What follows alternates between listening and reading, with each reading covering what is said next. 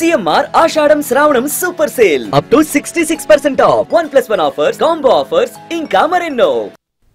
ఏపీలో మహిళలకు free bus పథకంపై కసరత్తు కంటిన్యూ అవుతుంది. ఈ నెల 15 నుంచి ప్రారంభం కావడంతో ఏర్పాట్లలో మునిగిపోయారు అధికారులు. మరోవైపు ఈ పథకానికి వ్యతిరేకం కాదంటూనే ఆటో వర్కర్స్ యూనియన్ హామీల సాధన కోసం ఆందోళనకు దిగుతోంది. ఏపీ వ్యాప్తంగా మహిళలకు ఈ నెల 15 నుంచి ఉచిత ఆర్టీసీ ప్రయాణం అందుబాటులోకి రానుంది. 5 రకాల బస్సుల్లో రాష్ట్రం అంతా మహిళలు ఉచితంగా ప్రయాణం చేయొచ్చు.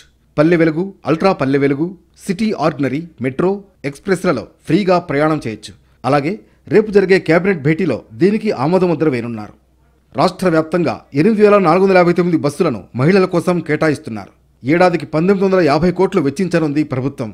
ఆధార్, రేషన్, ఓటర్ కార్డు చూపించి ఉచిత బస్సులో మహిళలు ప్రయాణం చేయొచ్చు.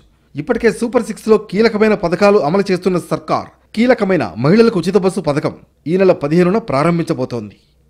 రాష్ట్రంలో ఉన్న మహిళా మూర్తులందరికీ ఫ్రీ బస్ సౌకర్యం కల్పిస్తామని చెప్పడం జరిగింది. అదే సూపర్ 6లో కూడా పొందుపరచడం. దానిలో భాగంగానే ముందు చెప్పిన విధంగా మా ముఖ్యమంత్రి వర్యులు ఆగస్టు 15వ తారీఖున మన రాష్ట్రంలో ప్రవేశపెట్టేదానికి సంసిద్ధంగా ఉన్నామని చెప్పి మేము ప్రకటిస్తున్నాం. వచ్చే 2 ఏళ్లలో మరో 1,400 బస్సులు కొనుగోలు చేయాలని నిర్ణయించింది ప్రభుత్వం. అలాగే అవసరమైన సిబ్బంది నియామకంపై కూడా దృష్టి పెట్టింది. మరోవైపు ఏపీలో ఆటో వర్కర్లు నిరసనలు, ఉద్యమాలకు సిద్ధమవుతున్నారు. మహిళలకు ఉచిత బస్సు పథకానికి వ్యతిరేకం కాదంటూనే తమకిచ్చిన హామీలు తీర్చాలన్నది వారి డిమాండ్. ఉచిత ప్రయాణం వల్ల ఆటో వర్కర్లు ఉపాధి కోల్పోతారనేది వారి ఆందోళన. ఇటు సొంత బస్సులు వాడాలని, ఎలక్ట్రిక్ బస్సులకు ఆర్టీసీ డ్రైవర్లు, కండక్టర్లనే వినియోగించాలని ఆర్టీసీ ఉద్యోగులు కోరుతున్నారు.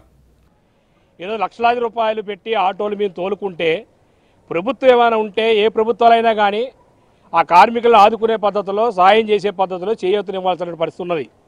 కానీ ఏ ప్రభుత్వ అధికారులకు వచ్చినా కానీ మా ఓట్లు దండుకున్న తర్వాత మా మీద పెద్దన్న పాత్ర పోషించి ఏదైతే మేము ఎన్నుకున్నటువంటి రంగం ఉందో ఆ రంగం మీద అనేకమైనటువంటి భారాలు వేస్తున్న పరిస్థితి ఉన్నది. ఇలాంటి పరిస్థితుల్లో అడ్డంకుల్ని అధిగమించి మహిళల ఉచిత ప్రయాణాలపై ప్రభుత్వం ఎలా ముందుకెడుతుందన్నది చూడాలి.